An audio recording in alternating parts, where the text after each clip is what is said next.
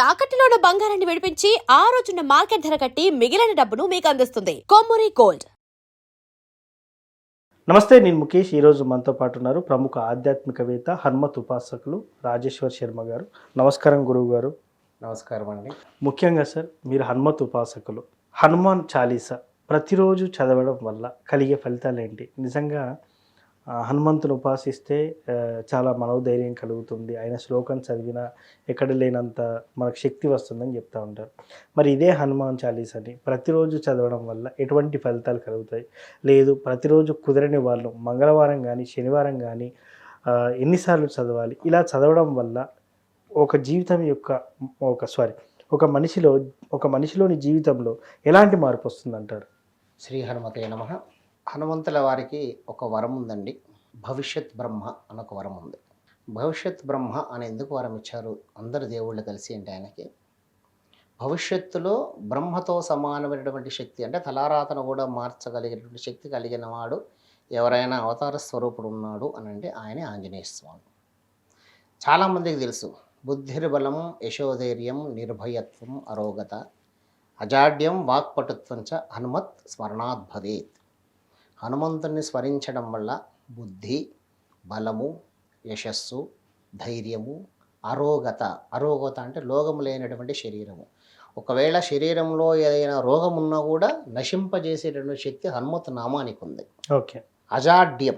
జాడ్యం లేకపోవడం అంటే శారీరకమైనటువంటి బద్ధకం లేకపోవడం, శారీరక ఉత్సాహాన్ని కలిగించేటటువంటి సేవ ఏదైనా ఉంది అంటే అది హనుమంతుల వారి సేవ. ఓకే. వాక్ పటుత్వంచ, వాక్కులో పటుత్వము అంటే తడబడకుండా మాట్లాడేటటువంటి, ఎవరైనా ఎదురుగా ఎంతటి గొప్పవాడు వచ్చినా కూడా నిలబడి మాట్లాడగలిగేటువంటి శక్తినిచ్చే మంత్రం ఏదైనా ఉంది అంటే అది హనుమత్ మంత్రం. ఓకే. హనుమంతుల వారికి సంబంధించినటువంటి ఏ రకమైనటువంటి పూజాది కార్యక్రమాలు మనం నిర్వహించినా ఖచ్చితంగా హనుమంతుల వారి యొక్క అనుగ్రహం కలుగుతుంది. ఓకే. ప్రస్తుతం ఉన్నటువంటి పరిస్థితుల్లో శీఘ్రంగా కనికరించేటువంటి వాళ్ళలో లక్ష్మీనరసింహస్వామి, పరమేశ్వరుడు, హనుమంతుల వారు, ఈ ముగ్గురు కూడా చాలా శీఘ్రంగా కనికరిస్తారని చెప్పేసి శాస్త్రం చెప్తోంది. ఓకే. హనుమంతుల వారిని సేవించేటువంటి విధానంలో శైవాగమంలో సేవించవచ్చు, వైఖానసాగంలో అంటే శైవ సాంప్రదాయం ప్రకారంగా రుద్రంతో పూజించవచ్చు, ఓకే. వైఖానసాగం ప్రకారంగా పురుష సూక్తంతో పూజించవచ్చు. అంటే శివుడికి సంబంధించిన సేవలన్నీ చేయగలడు. ఆగమ శాస్త్రంలో శైవాగమం అన్న ఒకటి సపరేట్గా శివుడికి సంబంధించిన ఆగమ శాస్త్రం ఒకటి ఉంటుంది. ఆగమ శాస్త్ర ప్రకారంగానే శైవారాధన చేస్తారు పెద్ద పెద్ద దేవాలయాలలో ఆగమ శాస్త్ర పండితులందరూ కూడా. వైఖానసాగం అంటే వైష్ణవ సాంప్రదాయానికి సంబంధించిన ఆగమ శాస్త్రంలో పాత్రా సాధన లాంటివి చాలా నియమాలు ఉంటాయి. ఆ నియమాలను అనుసరించి వైష్ణవ సాంప్రదాయానికి సంబంధించిన దేవతామూర్తుల అర్చన అనేది ఉంటుంది. హనుమంతుల వారికి శైవ సాంప్రదాయము, వైష్ణవ సాంప్రదాయం బిలవపత్రాన్ని సమర్పించవచ్చు, తులసి పత్రాన్ని సమర్పించవచ్చు, రుద్రంతో పూజించవచ్చు, ముని సూక్తంతో పూజించవచ్చు, తర్వాత పురుష సూక్తంతో పూజించవచ్చు. ఇది హనుమంతుల వారి సర్వదేవతా స్వరూపం కాబట్టి ఆయనకి ఏ రకమైనటువంటి సేవ అయినా కూడా ఆయన కనికరిస్తాడు. తర్వాత హనుమాన్ చాలీసా అనేది చాలా సుప్రసిద్ధమైనటువంటి, అందరికీ తెలుసండి. హనుమాన్ చాలీసా పఠించడం వల్ల శ్రవణ మాత్రము చేతనే, అంటే హనుమాన్ చాలీసాను వినడం వల్లనే ఎన్నో గొప్ప ఫలితాలు ఉన్నప్పుడు దాన్ని మనం స్వయంగా పఠిస్తే ఎంతో అద్భుతమైనటువంటి ఫలితాలను మనం చూడవచ్చు. అయితే టైం లేదు అనేటటువంటి ప్రస్తుతం ఉన్నటువంటి సమాజంలో చాలామంది నోటెంబట వినేటటువంటి మాట ఇది టైం లేదు అని అనుకున్నప్పుడు జీవితంలో ఉండేటువంటి అన్ని నిత్యకృత్యాలకు టైం ఉంటుంది. అంటే మన స్నానం చేయడానికి, పోవడానికి అన్నిటికి ఉంటుంది. దేవతా స్వరూపం దగ్గరకు వచ్చేటప్పుడు దేవతార్చన, గుడికి వెళ్ళాలన్నప్పుడు మాత్రం టైం లేదు. నేను ఇంట్లో ఇలా మొక్కేసి వెళ్ళిపోతాను అని అంటే ఆయన కూడా నువ్వు మొక్కేసి వెళ్ళిపోయినప్పుడు ఆయన అట్లా చూసి చూడనట్టు వదిలేస్తాడు. ఎవరైనా అంతే. ఓకే. మనుషులు కూడా మనం ఒకసారి ఆయన పలకరించేసి వెళ్ళిపోతే దాని తర్వాత మళ్ళీ వారికి ఎదురు ఊరికినే ఆయన్నాడు. భగవత్ స్వరూపం కూడా అంతే. ఆయన తీక్షణంగా చూడాలి. ఏ దేవతామూర్తిని మీరు సేవించినా కూడా, ఏ దేవతా దేవాలయానికి వెళ్ళినా కూడా స్థిరమైనటువంటి భక్తి. ఆయన ఏం గంటల పూజను బొట్టన వేల మీద కూర్చొని తపస్సు చేయమంటే మనకు అంత శక్తి లేదు, అంత సమయం లేదు వాస్తవంగా కూడా. కానీ ఒక ఉపాసన అంటే ఒక నస అంటే ఇప్పుడు చిన్నపిల్లలు ఏదైనా కావాలని మారం చేస్తూ ఉంటారు పెద్దవాళ్ళని. అవును. రోజు అదే పనిగా అడుగుతుంటారు. ఇప్పుడు ఒక తల్లి వంట చేస్తున్నప్పుడు ఒక అవును. చాక్లెట్‌కి ఒక రూ. 10 కావాలి అని అనుకున్నప్పుడు ఉమ్, వెళ్ళి అమ్మకు రూ. 10 చాక్లెట్ కావాలి అంటే ఫస్ట్ ఉన్నటువంటి పరిస్థితుల్లో మొట్టమొదట తల్లి కొంచెం చిరాకు పడుతుంది. అవును. నేను పని మీద వెళ్ళిపో అంటది. ఉమ్, కొద్దిసేపు తర్వాత మళ్ళీ వస్తుంది పాపనో బాబో. ఉమ్, అలా ఒక 10 సార్లు వచ్చేటప్పటికి చివరికి విసుగొచ్చేస్తుంది. అవును. విసుగొచ్చేసి రూ. 10 తీసి పడేస్తుంది. ఉమ్, కొనుక్కపోయామన్నాను తిట్టినా కూడా కోరిక నెరవేరింది అక్కడ.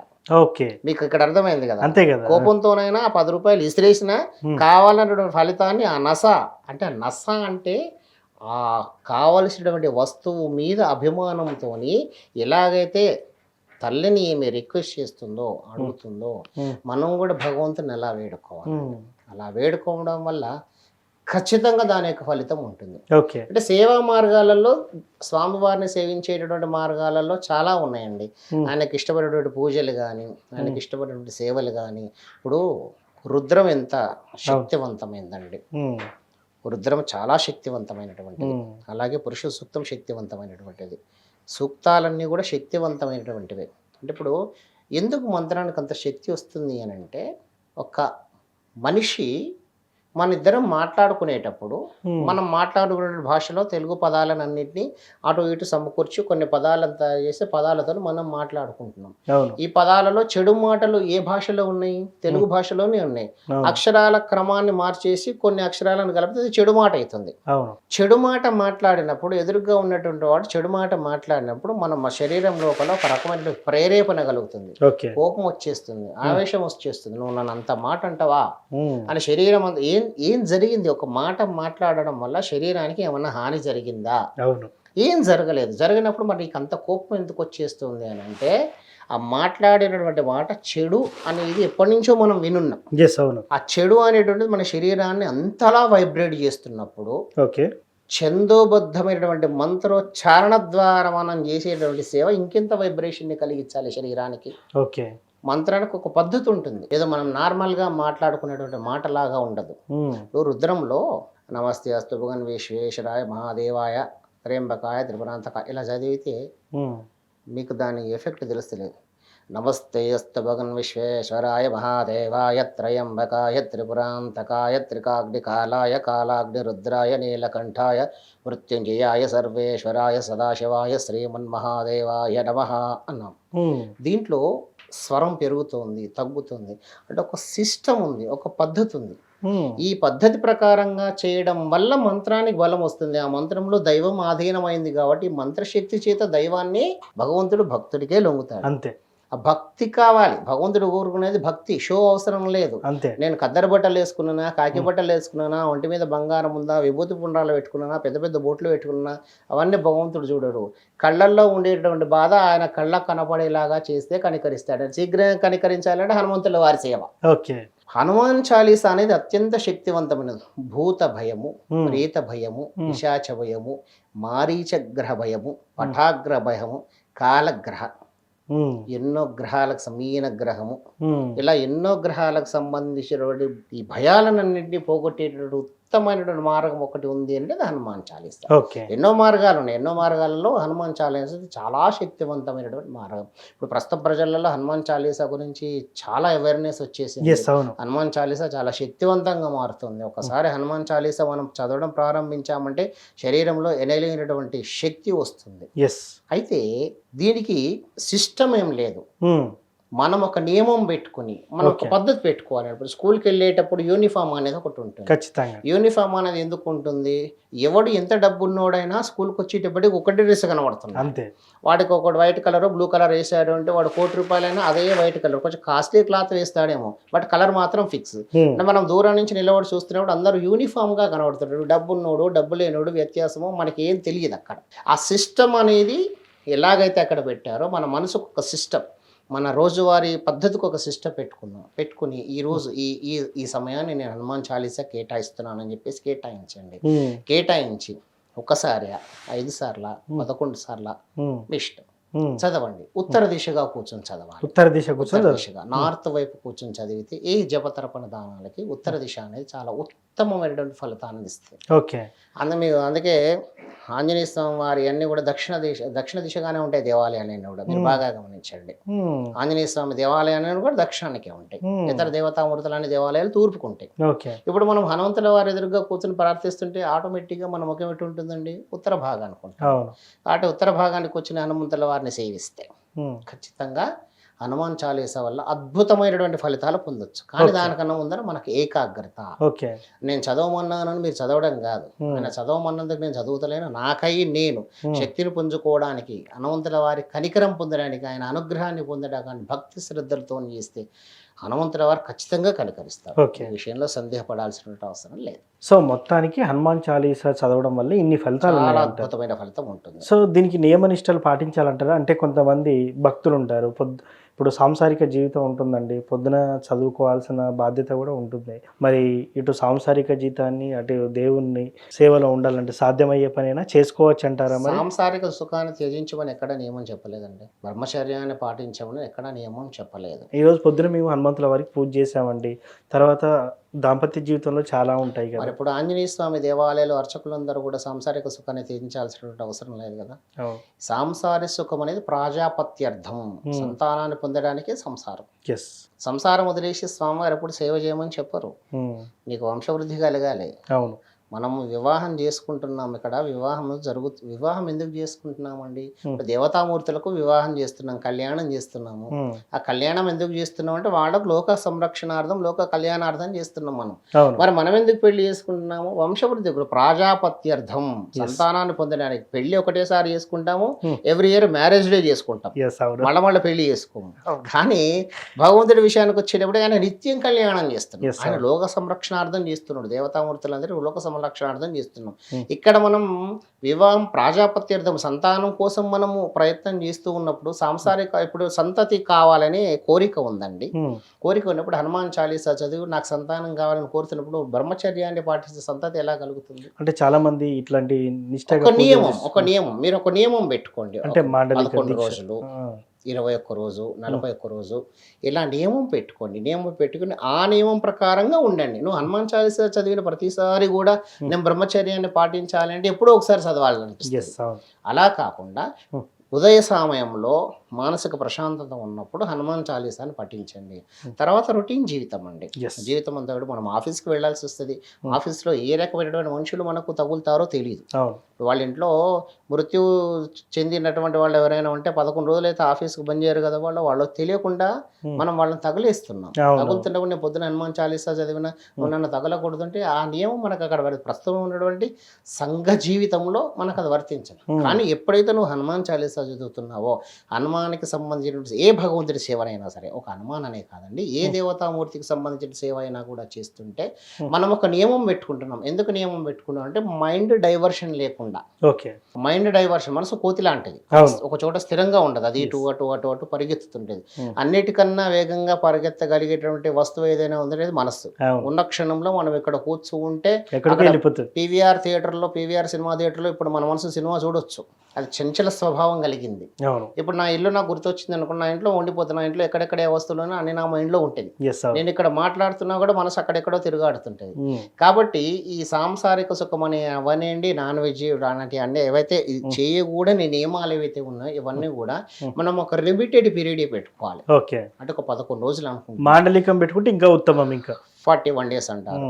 ఆ పెట్టుకున్నప్పుడు మనం ఒక రక్ష కట్టుకోవాలి. ఒక రక్ష కట్టుకుని కర్మ ప్రారంభం లోపల నేను ఈ రక్ష కడుతున్నాను. మీరు దేవాలయానికి వెళ్ళినప్పుడు అక్కడ అర్చకుడు చెప్తాడు, గురుగారు నేను ఇలా హనుమాన్ చాలీసా చదువుదాం అనుకుంటున్నాను, నాకు మండలానికి సంబంధించి లేక 21 దీక్ష, 21 రోజుల దీక్ష నాకు రక్ష కట్టండి అని చెప్పేసి కర్మ ప్రారంభంలో రక్షాబంధనం కట్టుకుని, ఈ రక్షాబంధనం ఉన్నంతకాలం మనము ఎంతవరకు నియమాన్ని పాటించగలుగుతామో అంతవరకు నియమాలను పాటించగలుగుతూ నిత్య వ్యవహారానికి దెబ్బ కొట్టకుండా 21వ రోజు అయిపోయిన తర్వాత స్వామివారికి సేవ చేయాలి. మనం 21 రోజులు అయిపోయిందబ్బా పుస్తకం మూసేసి వదిలిపేసుకున్నట్టు కాదు. మరి దీనికి పరిహారం ఏంటి? ప్రతి దానికి ఒక స్థాయి భావం ఉంటుంది, ఒక సాచురేషన్ ఉంటుంది. 11 రోజులు హనుమాన్ చాలీసా చదివాను, మరి దాని క్లైమాక్స్ ఏంటి? అంతే కదా, అంత్యం అనేది ఒకటి ఉంటుంది. అంతంలో మనం ఏం చేయాలంటే స్వామివారికి సంబంధించినటువంటి సేవ. ఆయనకు ఆకుపూజ ఇష్టము, వడమాల ఇష్టము, పాలమాల ఇష్టము, సింధూరం ఇష్టము, అభిషేకం ఇష్టము, నీకు నచ్చినటువంటి సేవ. ఏ సేవ నువ్వు చేయగలుగుతావు మనస్ఫూర్తిగా చేయాలండి. భగవంతుడి దగ్గర సేవ చేసేటప్పుడు మనస్ఫూర్తిగా చేయాలి. శక్తికి మించి చేయకూడదు, శక్తి లోపం చేయకూడదు. అంతే. నాకు నిజంగానే 2000 రూపాయలు కట్టి సేవ చేసేటువంటి అదృష్టం ఉంది, అవకాశం ఉంది, శక్తి ఉంది అన్నప్పుడు అబ్బాయి ఆకుపూజ చేస్తే సరిపోతుంది. మరి 11 రోజులు ఇంతగానో కష్టపడి చేస్తున్నప్పుడు దేవతార్చనకు వచ్చేటప్పటికి అంత పీనాస్తనం చేయాల్సిన అవసరం లేదు. అవును. మనం ఆయనకి ఒక్కటి గుర్తుపెట్టుకోండి, భగవంతుడికి నువ్వు నాకు ఇది ఇస్తే నేను నీకు ఇది ఇస్తాను అనకూడదు. ఓకే. నేను నీకు ఇది ఇచ్చాను, నువ్వు నాకేమి ఇస్తావు అని క్వశ్చన్ చేయొచ్చు. భగవంతుని మనం ప్రశ్నించాలంటే ముందు మనం ఏదైనా చెయ్యాలి. అవును. ఇప్పుడు ఇద్దరు పిల్లలు కొట్టుకుంటూ ఉంటే ఒక పిల్లవాడు మన పిల్లవాడు, ఒక పిల్లవాడు పరాయి పిల్లవాడు. మన పిల్లవాడు మీద ఉన్నటువంటి అధికారం అవతల పిల్లవాడి మీద మనకు ఉండదు. వీడిని మనం ఒకటి పీకినా కూడా ఎందుకు కొట్లాడుతున్నామని ఒకటి పీకినా కూడా వీడేం బాధపడ్డాడు, బికాస్ ఆఫ్ వీడు మనవాడు.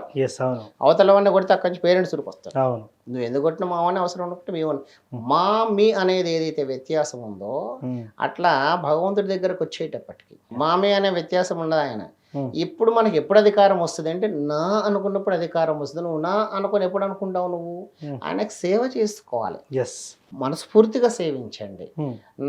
నేను ఒక సేవ చేస్తున్నాను, నీ మీద అప్పు పెట్టిన, నీకు ఒక ఆకుపూజ చేసిన, నాకు ఇప్పుడు కష్టం లేదు, నేను కష్టం లేని సమయంలో నేను నీకు ఒక ఆకుపూజ చేసిన, ఇదేంటంటే మన అకౌంట్లో బ్యాలెన్స్ లాంటిది ఎప్పుడన్నా డ్రా చేస్తాను, నేను వేసిన. నా కష్టం ఉన్నప్పుడు నువ్వు ఆ సమయంలో నేను చెయ్యలేనేవో అంటే ఇప్పుడు ఒక ఆకుపూజ, ఒక వడమాల స్వామివారికి సంబంధించిన ఒక సేవ నేను చేసి పెట్టుకున్నానండి. ఎప్పుడో నాకు అనారోగ్య పరిస్థితి వచ్చింది, నేను బెడ్ నుంచి లేవలేని పరిస్థితుల్లో ఉన్నా. నేను అప్పుడు దేవుడి దగ్గరికి వెళ్ళి సేవ చేసుకోవాలంటే నాకు శరీరం సహకరిస్తలేదు. నేను అప్పుడు చేసిన సేవ బ్యాలెన్స్ ఉంది కదా, ఆయన దాన్ని కాంపన్సేట్ చేస్తాడు. ఆయన భగవంతుడు అండి, ఆయన ఇస్తాడు, ఎప్పుడు తీసుకోడు, అంతే. ఆయన ఇస్తాడు. ఇప్పుడు ఆయన మనకు దండం పెట్టుకుంటాం, దేవుడా నాకు 10 లక్షలు ఇస్తే నీకు 1 లక్ష రూపాయలు ఇస్తాడు. పోన్లే 9 లక్షలు ఉంచుకున్నా కూడా 1 లక్ష రూపాయలు అయితే నాకు ఇస్తుండే కదా.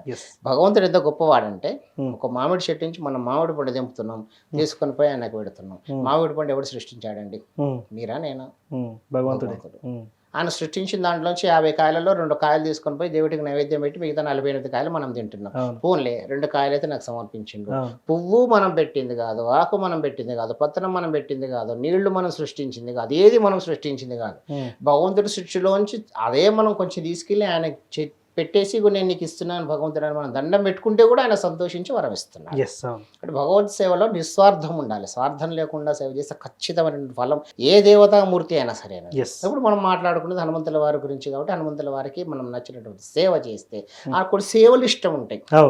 ఆ సేవలు కనుక మనం చేస్తే ఖచ్చితంగా మనకు అద్భుతమైన ఫలితం మనం పొందొచ్చు. సో ముఖ్యంగా హనుమాన్ చాలీసా చదవడం వల్ల ఎలాంటి ఫలితాలు పొందవచ్చు అని చాలా చక్కగా చెప్పినారు సార్. ధన్యవాదాలు.